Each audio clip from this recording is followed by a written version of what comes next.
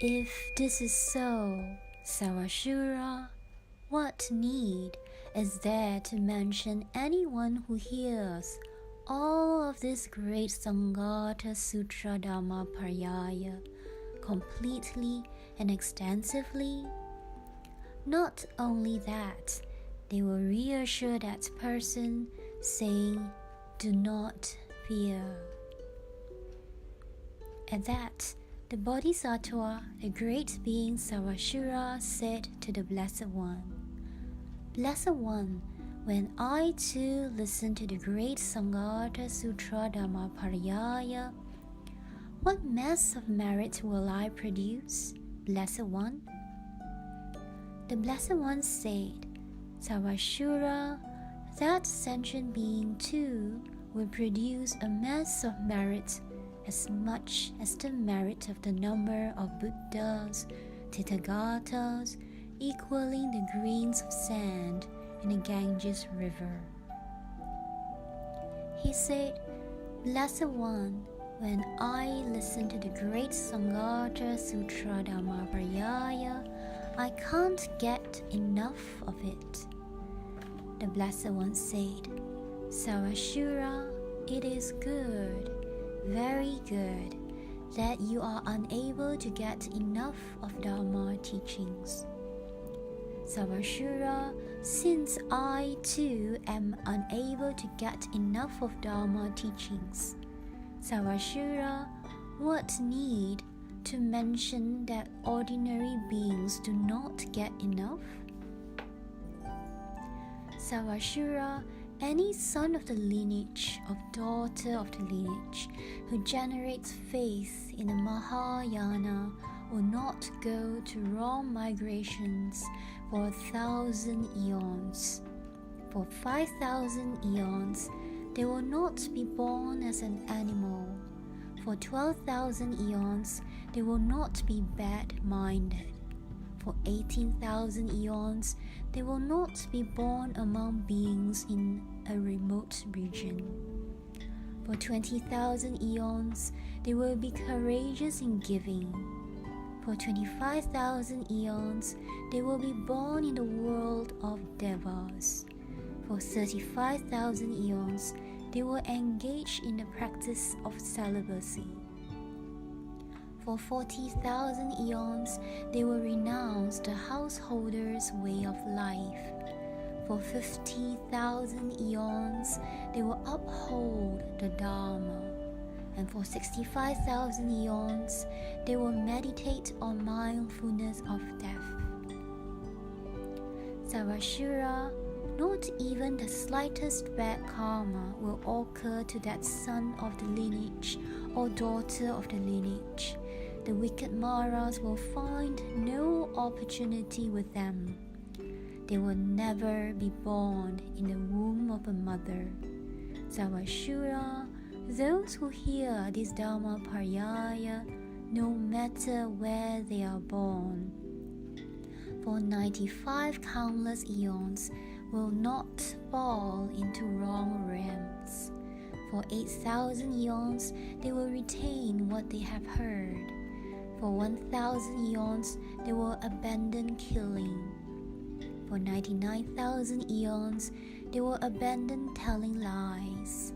For 13,000 eons, they will abandon divisive speech. Sarashura, sentient beings who have heard his Dharmaparyaya are rare. Then the Bodhisattva, the great being Sarashura, arose, placed his upper robe over one shoulder, set his right knee on the ground, placed his palms together, and bowed down to the Blessed One. He said to the Blessed One, "Blessed One, how large a mass of bad karma will those who reject this Dharmaparyaya produce?" The Blessed One said, "Sarashura, it is much." He said, "Blessed One, how large a mass of bad karma will those sentient beings produce?" The Blessed One said, be quiet. Sarvashura, be quiet. Do not ask me about the masses of bad karma.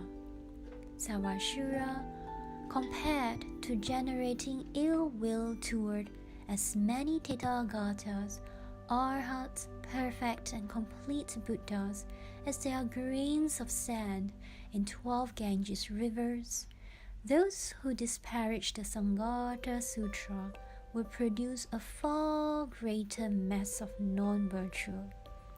Sarvashura, those who generate ill will toward the Mahayana will also produce a far greater mass of non-virtue than that. Sarvashura, those sentient beings are burned. They are just burned. Sarvashura asked, Blessed One, is it not possible to liberate these sentient beings? The Blessed One said, That is so, Sarvashura. It is impossible to liberate them. Sarvashura, it is as follows. To make an analogy, if someone were to cut off a man's head, if that person were to apply as a poultice to his head either honey or sugar or molasses or butter or vegetable oil or any medicinal poultice, what do you think about this, Sarvashura? Would this person be able to rise up again? Sarvashura said, Blessed One, this cannot be. The Blessed One said, Moreover, Sarvashura, there would also be another man when he struck another sentient being with a sharp weapon. Although he was unable to kill him by striking one blow, Sarvashura, a wound would occur. If medicine were applied, his wound would heal. At the time when he has revived, recalling the suffering, that man would think, Now I understand, and therefore at no time will I create wicked, non-virtuous karma. Just like the one who reflects in this way, Sarvashura, when that man recalls suffering, he completely abandons wickedness. At that time, all the Dharma becomes manifest. When all the Dharma has become manifest, at that time he will bring to completion all the virtuous Dharma teachings. Sarvashura, it is as follows. To make an analogy, just as the parents of a man who died grieve and lament, but nevertheless have no ability to protect him, in the same way, Sarvashura, childish ordinary individuals are also unable to help themselves or others. Like those parents whose hopes were dashed, these sentient beings too will have their hopes dashed at the time of death. Sarvashura, there are two sentient beings whose hopes have been dashed. Who are the two? They are as follows. One is a sentient being who does wicked actions or has them done. The other is one who abandons the holy Dharma.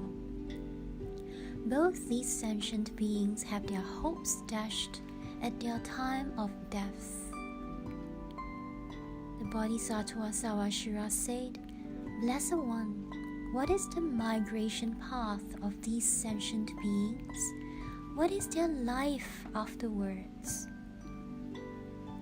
The Blessed One said, Sarvashura, limitless are the migrations of sentient beings who disparage the holy Dharma. Limitless too are their future lives.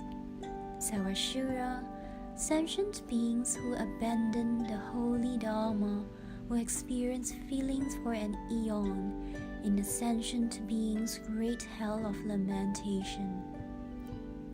For an eon in the crushing hell, an eon in the hot hell, an eon in the extremely hot hell, an eon in the great hell of black lines, an eon in the great hell of Avicii, an eon in the great hell called hair rising, an eon in the great hell of calling out alas, and Sarashura, they will have to experience the sufferings of these 8 great hells for 8 eons. Then the Bodhisattva, the great being Sarashura, said the following to the Blessed One: Blessed One, it is suffering. Sanghata, it is suffering. Hearing of it is not joyful.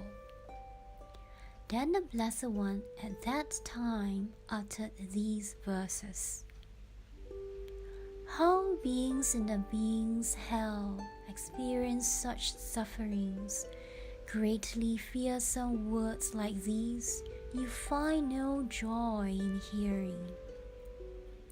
For those who do virtuous actions, goodness is what comes to pass. For those who do non-virtuous actions, that becomes suffering indeed. Those who do not know happiness' cause, once they are born, will be tormented by death and by the pain of their bondage to grief. These childish ones will always suffer. Those who recall the Buddha as supreme, these skillful ones indeed are happy. Those who have faith in the Mahayana too will not go to bad migrations. Sarashura, in just this way, propelled by previous karma, those who have done merely a small deed will experience endless results. In the Buddha field, the supreme field, if one plants a seed, great will be the fruit, just as many fruits are enjoyed from planting but a few seeds. So those who delight in the conqueror's teachings, these skillful ones indeed are happy. They abandon wicked deeds and create much virtue too.